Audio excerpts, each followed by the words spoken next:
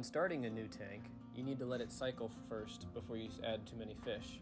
You can do that by putting one fish in the tank and then watching it and doing water changes for about 4 weeks, or you can pre-seed the tank with bacteria starter.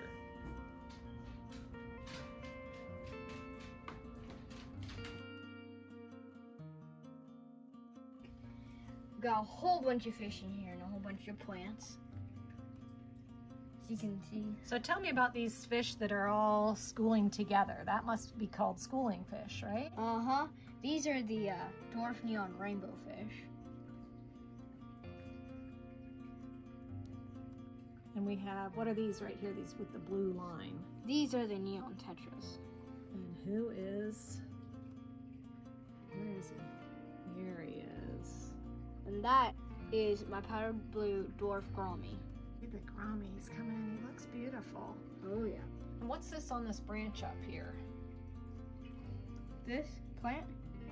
No, what is that? That is one of my blue dream shrimp. You've got a lot of plants in here. What's going on with the plants? So this plant right here, that's Nubius. Okay. I got some java moss growing on this stick. Oh, I like that. And I've got some more java moss over there. Yes, I see it. I got some pearl weed. That stuff will take over your tank and you trim it a lot. So this is perfect, so I can show you my Gourami right here. Okay. Also got some jungle val growing in the back. And now all these plants do well underwater? Yes, How do you know which plants grow underwater?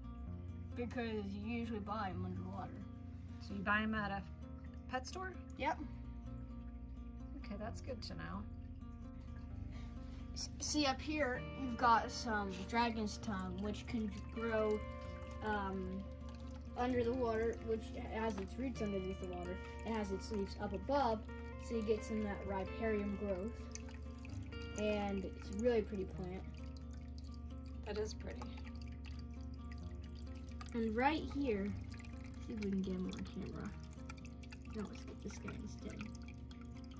I got a snail. What kind of snail is that? Ram's horn. Okay. Are snails good to keep in your fish tank? They are great now. They will explode, but they keep down on your algae and they're just really good for your tank. So what do you mean explode? Their guts are gonna go all over your tank? No, like the population will explode. Now it's time for the fun part. We're gonna run off and go find our fish at the pet store. Remember, fish can have compatibility issues, just like people. So let's hope we pick the right ones.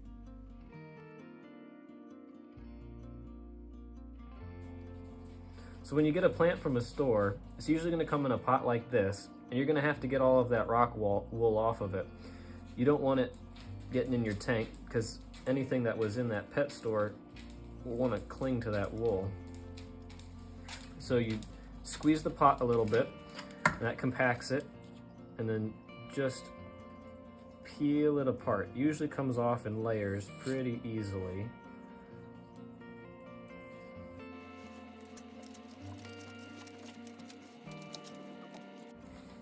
Sometimes the plant will have grown roots into it pretty good, and then a nice easy way to get that out is you take a fork and run it through the roots, and that'll help remove some of those more stubborn areas.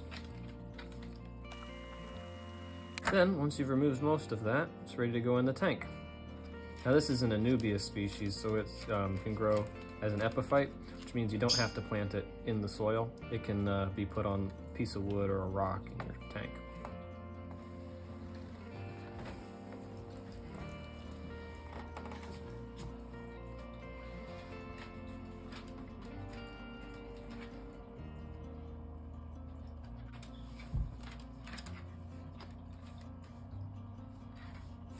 Just play around with where you want it until you find a spot that looks really good.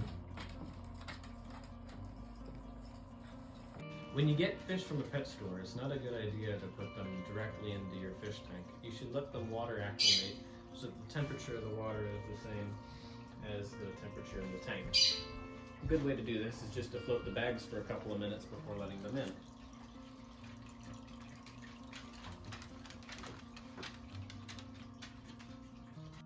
So we went with the community tank style with a lot of fish that have peaceful temperaments and they're all getting along together. For some of our bottom dwelling fish, we got a Cory cat. Now I noticed that you're not just dumping the water into your tank. Yeah, we don't Why want not just dump those? We don't want to mix the pet store water in with our tank's water. You don't know what kind of sickness or parasites might be in the pet store water, and so it's safest not to add it to your own. Bottom-dwelling fish like this Cory cat are really beneficial in your tank, as they store up the detritus and don't let it settle in one place in the bottom. They also eat any food that the fish up top have missed.